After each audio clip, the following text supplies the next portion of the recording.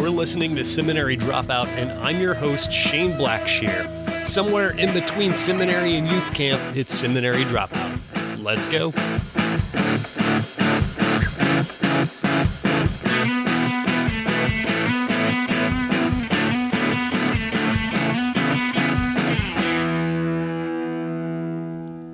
Hey, everybody. Quick few things before we get started with today's amazing interview. Next week, we'll have a new sponsor, and I'm really excited to tell you about them when that time comes. For this week, actually, I want to plug something that I'm doing. It's kind of related to Seminary Dropout. I'm developing an e-course for podcasting. I want to help people who are interested in starting a podcast do it. I'm teaching everything that I've learned in the last few years since launching Seminary Dropout. And so if you're interested in that, if you're thinking about starting a podcast or have an interest in that or know someone who does, please go to my website and sign up for the email list so I can keep you in contact and let you know the updates as that comes along. And then you'll be made aware when we're going to launch that course as well. I'm also going to give some codes and discounts and things like that through this mailing list. So you'll want to see that too. So go to podcastecourse.com. That's podcast, E as in electronic, course, like a class, course.com, podcastecourse.com. That's going to take you to a page on my site where you can sign up for the email and get a few more details from there. So please go sign up. I really am believing in this thing, and it's going to be something quality, and a lot of value will be in this, I promise. So go check that out. There will be links in the show notes, of course, to the show for it. And yeah, that's it. Enjoy the show. Well, my guest today is Carolyn Custis James. Carolyn is a national and international conference speaker for churches, colleges, seminaries, and other Christian organizations. Her writings bring a fresh perspective to the study of God's Word and communicate a powerfully relevant message for women and men today. Carolyn, thank you so much for being with us. Well, thank you for the privilege. We're here to talk about Malestrom, the newest book that you've come out with. You've written a few books on patriarchy, and this one specifically is patriarchy's influence on men in society. We generally think of women as being casualties of patriarchy, and that's not wrong. What made you decide to write an entire book about its effects on men? Well, it was a process for me. I mean, most of my books all of my books have been about women and just exploring the Bible's message for women, asking 21st century questions that women are asking, and, questions about identity, meaning, and purpose. And those were questions I was asking for myself when my own story didn't follow the script. And I just thought, I'm going to miss what God created me to be. I'm going to miss my calling as a woman. So it was asking it at a global level. And as I studied the stories of women in the Bible, I kept running into the stories of men. A lot of men who have been ignored, whose stories have been downsized because of somebody larger in their story than, who eclipses them. Or we just look at them through a Western lens and that causes, or a gender lens even, that causes us to diminish what their true stories are about. And they were revealing a brand of manhood that is otherworldly. It was so gospel and so Jesus, the teachings of Jesus, even in the Old Testament. And I wanted to tell their stories. And as I began to research questions that would apply for men, sort of the flip side of what I'd been doing for women, I began to be really disturbed by what I was finding. We talk about 70% of those who are trafficked in today's world are women and girls, but that means 30% are men. That's roughly the population of New York City proper. It's huge. And that just led me to look more closely into the whole question of manhood. And I guess for me, the most disturbing thing of all was finding that experts are now saying that young Western men are being drawn into ISIS because of a search for identity, meaning, and purpose and belonging. And I just thought, where are we in this conversation? Why aren't Christian voices appealing to young men today with a greater power than ISIS? And those are issues that the Bible addresses that are. But I think the way we talk about manhood, it puts men in a box. And it's, when I started looking at all the issues that are going on with men, things they're struggling with that are being talked about more now today, if you trace every one of those issues to the root, you end up talking about patriarchy. If you talk about the father wound or the rise of women or the marginalization of men, or talk about war and violence, it all comes down to the same issue. That manhood means you need to be leading, you need to have others submitting to you.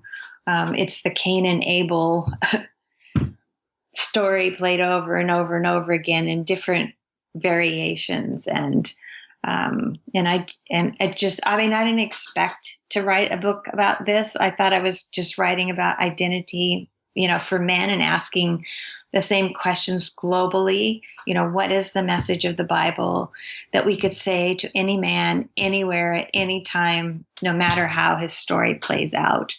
But it led me to tackle this subject. It's not just as if you looked around in the world and saw patriarchy and thought, that doesn't look right, I don't like that. But it's that you looked in the Bible and said, that's not what's being endorsed here. And the whole book is you kind of walking us through the Bible and showing us how God and these people in the Bible are subverting patriarchy all throughout. Yeah. So, because I think that's important, because not only does that run against the misconception that we have about what the Bible says, but in fact, those same stories are often used to support patriarchy sometimes. Yeah. Yeah. Or they're interpreted through the lens that assumes patriarchy. And it's and this has been something that I've come on gradually to understand. The first book that I wrote was about Mary of Bethany, it was framed in her story, because I was looking for a female theologian, and the 3 episodes of her story bring that out, because she sits at the feet of Rabbi Jesus, and then she struggles to understand him when her brother dies and he doesn't do what she thinks he would do. And then when she anoints him for his burial, which we've talked about in sort of diminishing ways, that Jesus acknowledged that she knew what she was doing and that it was a beautiful thing she did. So, that it's going from learning to struggling to acting out your theology. But, when I wrote about it, I thought, sitting at the feet of Jesus is a not very exciting, in our culture where women, become PhDs and teach in universities. But if you took that story to a patriarchal culture like Afghanistan or Pakistan and told it to the girls there, it would be so powerful, because it's against the backdrop of patriarchy, and they would bring that context to the story. And, the same thing happens, for example, with the story of Judah. When you look at his story from the backdrop of patriarchy and primogeniture, which, meant that when his father favors son number 11, it's huge for the other brothers. And Judah has this enormous father wound that sends him into a nosedive. And but we've just sort of glossed over him. He's sort of this irritating interruption in the middle of the Joseph drama, and it's such a powerful story. I mean, I love him. It's Yeah, but you can't. That's why I think I said this in the book. Patriarchy matters, but it matters because we need to understand it in order to understand the Bible, the riches of the Bible, and look at what's going on there with that as the backdrop, not as the message. What does the creation narrative teach us about patriarchy? Well, it's very strongly male and female. When God creates his image bearers, I describe it as that he splits the atom, when he creates the woman, because the experts in Hebrew will tell us that it's more than a rib. It's like God removed his side to create the woman. So she's made of the same material as he is. And when God looks at the man when he's alone, he's not saying there's something wrong with the man. He's created at the climax of God's creative activity, and he's just named all the animals, which is the beginning of science. This is anyway, it's not belittling the man. It's making the point that men and women need each other. So it's very strongly male and female. They share the same mission in the world. They're called outward to rule and subdue, not toward each other. And the very end of the creation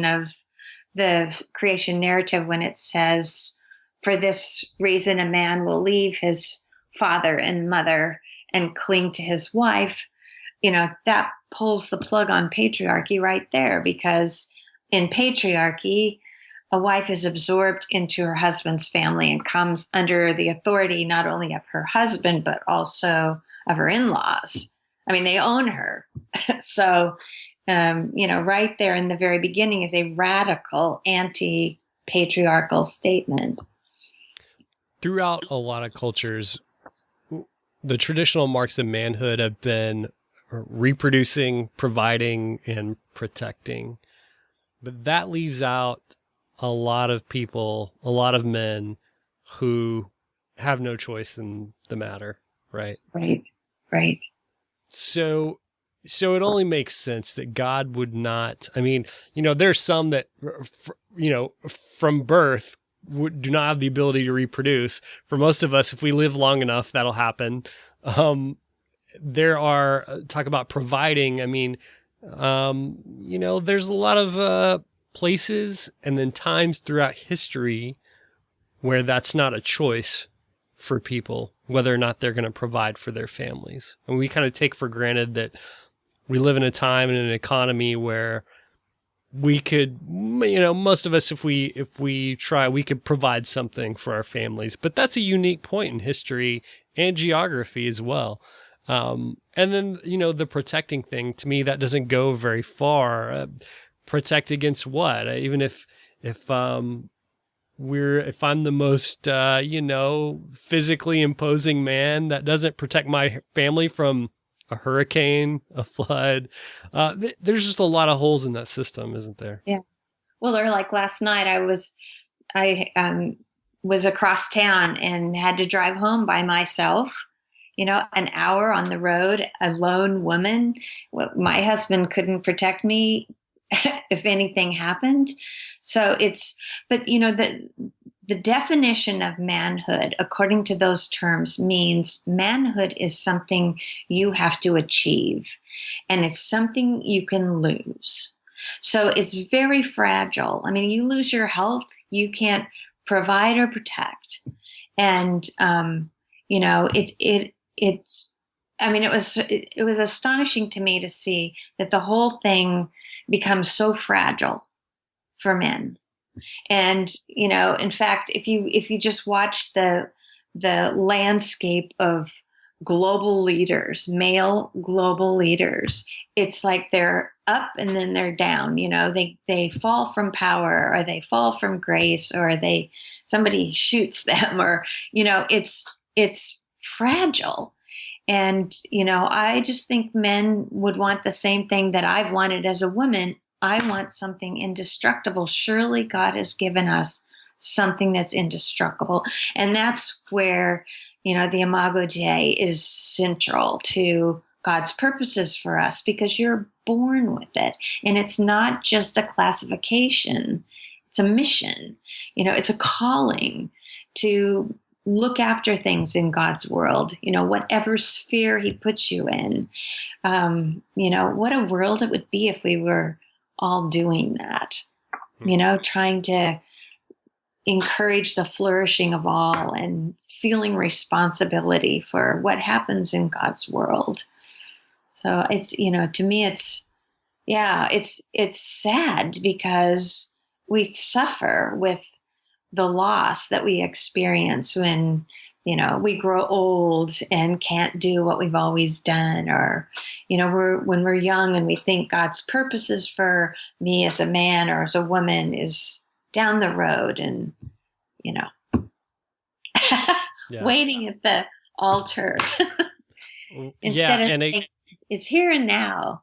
That's right. And again, that leaves us being susceptible to a problem that we've had a lot in the church, which is explicitly or implicitly saying that real life doesn't begin till you have a family, and we wind up ostracizing single people, widowed people, divorced people, and we push them to the margins.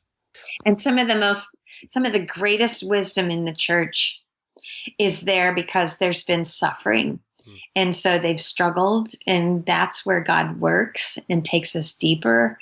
And, instead we're looking for the perfect Christmas card, and, that's what we all think is going to happen to us. I talked to a woman who was from Kenya, and she said, we expect to suffer. It was really shocking because we expect not to. And we're sort of appalled when something bad happens. It's like, why me kind of stuff. And instead of saying, no, this is part of my journey and part of the story, place where God's going to do some deep work. Abraham is a really important figure in the Old Testament. How does God use him in his story to challenge the system of patriarchy? Well, his story runs counter to the patriarchal system, because the first thing that happens to him is he's called to leave his father, and that's right. Yeah. So talk about how that's significant, because that's another thing that kind of goes over our heads when we read that in the scripture. The fact that the system is a father or a man will leave his home. Right, because the whole system of patriarchy means that sons are prized and daughters are going to go build some other man's family and home. So the birth of a son, and the more sons the better. But those are what make a man great. If you're the father of many sons, you're a great man. And one of the books that I read when I was researching all of the patriarchal culture, was a story of a Palestinian man whose wife gave birth to a daughter and then couldn't get pregnant again, and he was frantic. And he said, "I am nothing in this culture without a son." And so and you are there to build your father's wealth and his reputation, his stature in the community. So to leave, and the inheritance bit, it all goes to sons. None of it would go to daughters. And so, for God to call Abraham to leave is counter to where he should stay, and his wife should come and be part of that. So that was a big deal. And also I talk about the the sign of the covenant, which is circumcision, which I think has lost so much of its meaning, because when God introduces the sign of the covenant, it's a calling. It's the image bearer calling to walk before him. God says, walk before me and be faithful, you and your children and your children's children. And that is not just a call to Abraham, not just a call to his physical descendants, but it goes laterally to his servants and his slaves, which must have given him whiplash, to say, what, what is this? Because they would be at a different value level within that patriarchal culture. And yet there it is, they're being lifted to the same stature before God. They're image bearers. And, his firstborn son is the one who becomes the promised son. It's his second son.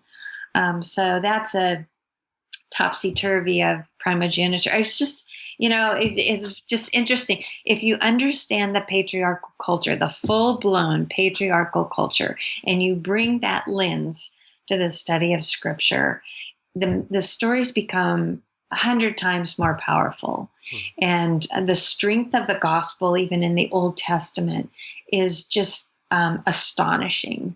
And it happens all the time, all the way through. And we start to see these people who are combating this downward maelstrom drag. You see them emerging with a different kind of humanity. It's breathtaking when you see it. The impact of the father-son relationship, that's got a lot to do with the state of patriarchy. How has that relationship, that dynamic, left its scar in culture? Left its scar? Within patriarchy, do you mean? Or how has that contributed to patriarchy? Because that you mentioned the wound, which was a chapter that you have in the book, the idea of the father wound that it leaves on a lot of men. Yeah. Talk about that. Well, it's very real, and it's epidemic. That there's something sons need from their fathers that they don't always get, and sometimes what they get is destructive. And I think it can leave a man limping for the rest of his life. And what you see in the Judah story is not that the father wound gets healed and he's restored to this beautiful relationship, but that he becomes a different kind of man because of that wound. And that his actions in light of the wound are so extraordinary and radical and so loving. I don't think everything gets healed in life, and I don't think the gospel offers us a solution to everything. But what it does is it redeems the pain and the wounds, and God's grace can shine more brightly because of that. It can either harden or sensitize. And in Judah's case, he's broken because of it, and he's compelled to look at himself in the mirror, if there was a mirror. He's compelled to see the kind of man he's become because that wound has governed him. And he turns. It's a turning point for him. Many, many more men are spending a lot more time at home than they used to and being more involved. I wonder if that gives you hope for the future generation who will live without that father wound, or less of one than the generations before. Yeah. It's a wonderful change. And it's been going on for a while now, where I even think they used to talk about the 90s man, that he was more in touch with his kids. And there have always been fathers who've been like that. But it's just, there's a freedom that men are experiencing and partly because women have moved into their sphere, and they are affirming of that. Many men are affirming of that. I think as Christians, we should celebrate what's happening with women instead of being afraid of it. And there's a freedom that men are experiencing to be tender and to be nurturing, which is what Paul says they're supposed to be in Ephesians, that they're to be nurturing their children. They're doing that, and yeah, I think that there's a wonderful dimension that a lot of kids in this generation are going to enjoy, accessible dads and that closeness. Have you thought about why that change came about? Because I work at home and watch my daughter for all about 12 hours of the work week while my wife's at work. And I don't feel an inkling of shame about that. Like, it doesn't even occur to me to feel weird about that. Yeah. And it feels like, how can I put this? It feels like nature. Like I want to do this. This is not against anybody who does this, but like, I would hate to have to take my daughter to daycare. Like, I love spending time with her and being with her during the day. But there's got to be a social aspect of that, like that my generation feels the freedom to do that other generations didn't have. Does that make sense? Yeah.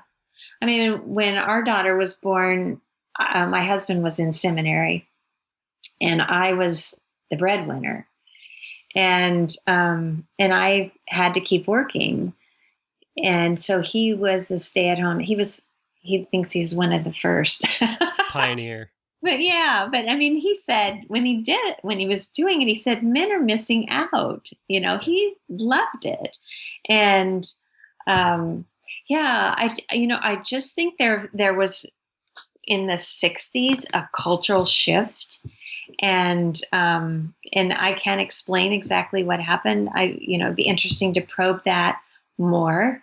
But there became, I mean, a lot of the stereotypes were being busted, with the things that were happening. And, women were breaking out of the stereotypical role that was assigned to them. And I think that in some ways opened the way for men to make changes too, that have been healthy, healthy for our kids and for our families. So yeah, more power to you. And your daughter's blessed, that you're doing that.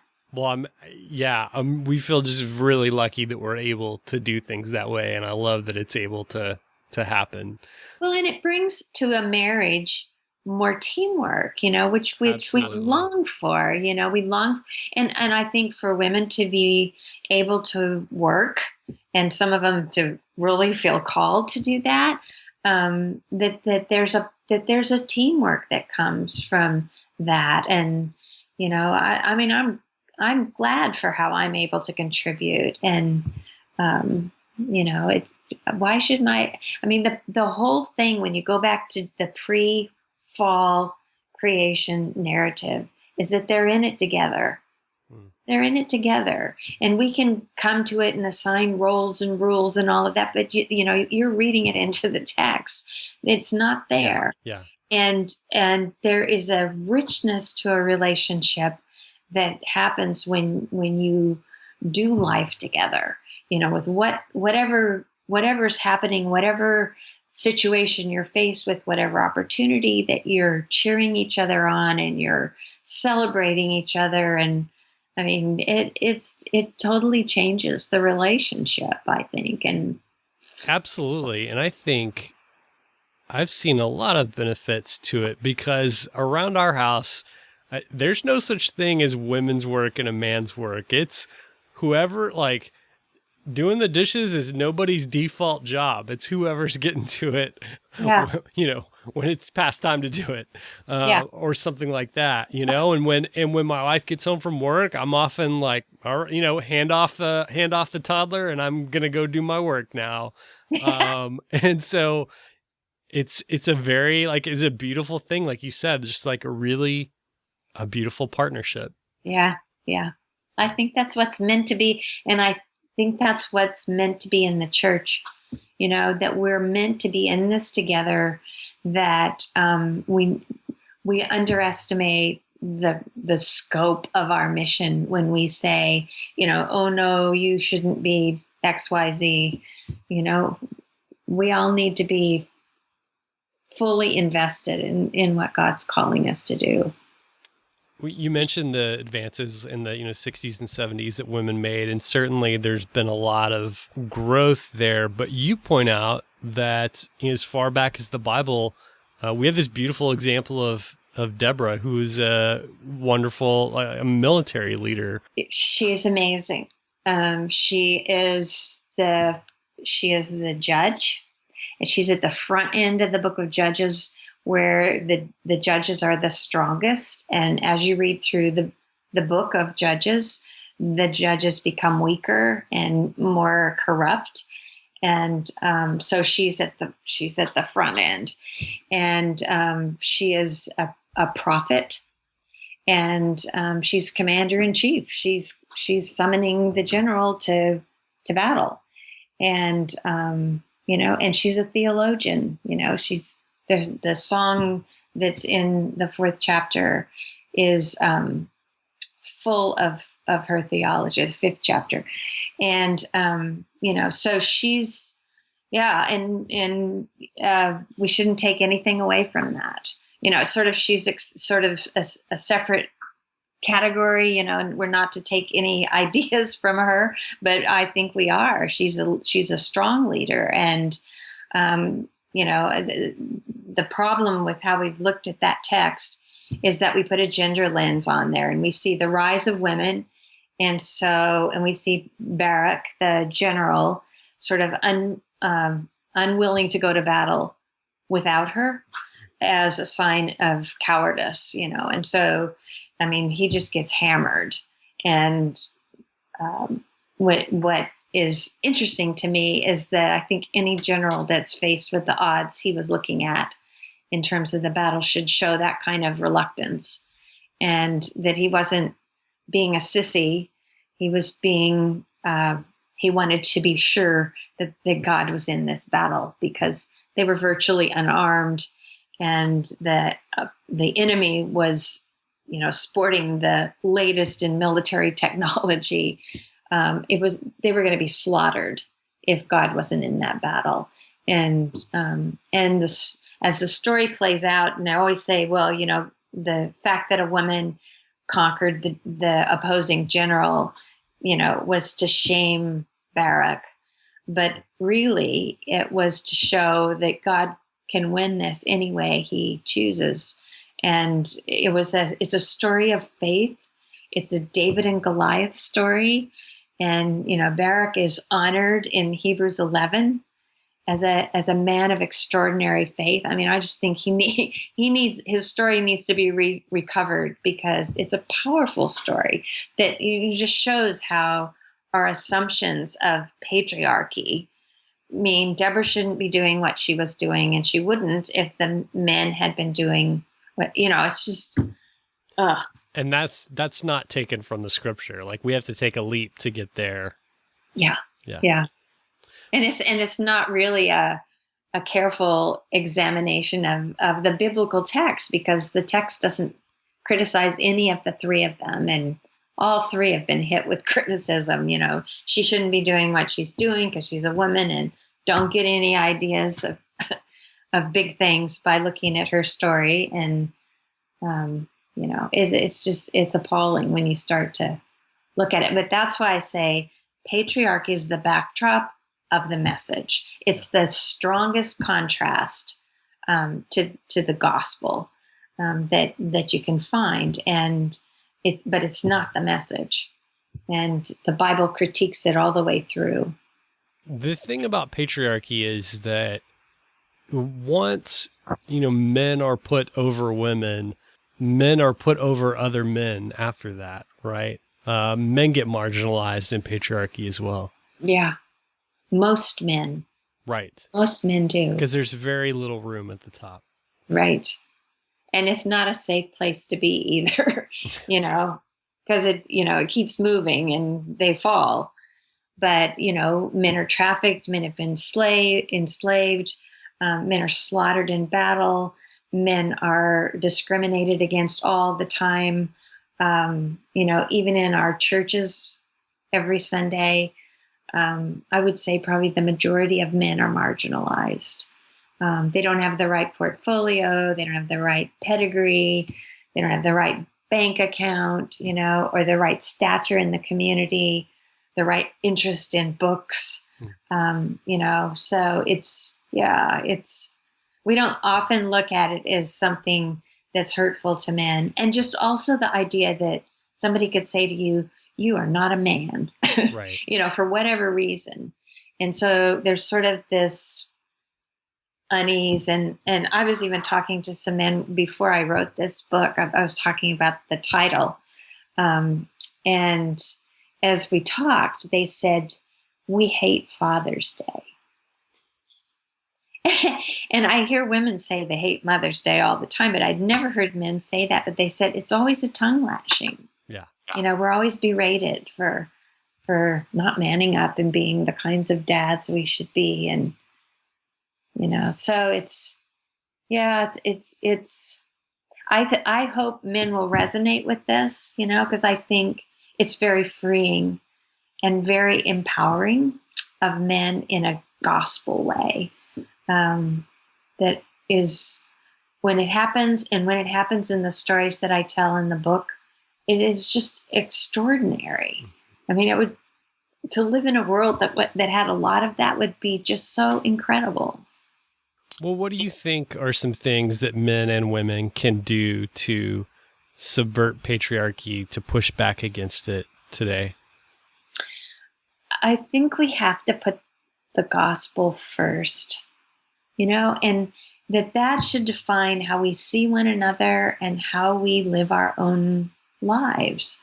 Instead of coming at our relationships with this framework that's external to the gospel, and I think, and this is the hard part, I think we have to have the courage to talk about patriarchy honestly.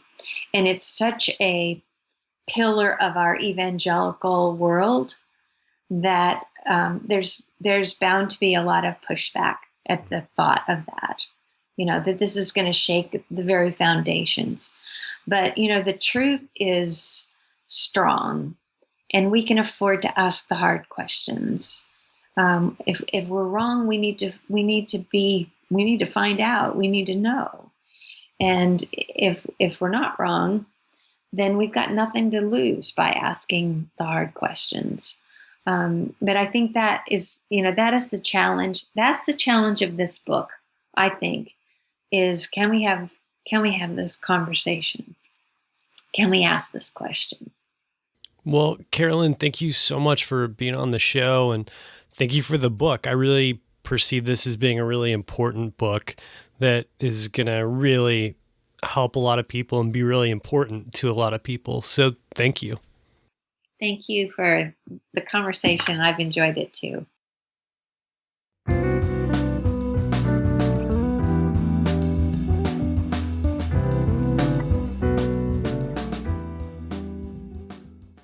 Thanks for joining me for another episode of Seminary Dropout. Remember, you can find all the show notes for this show and all shows at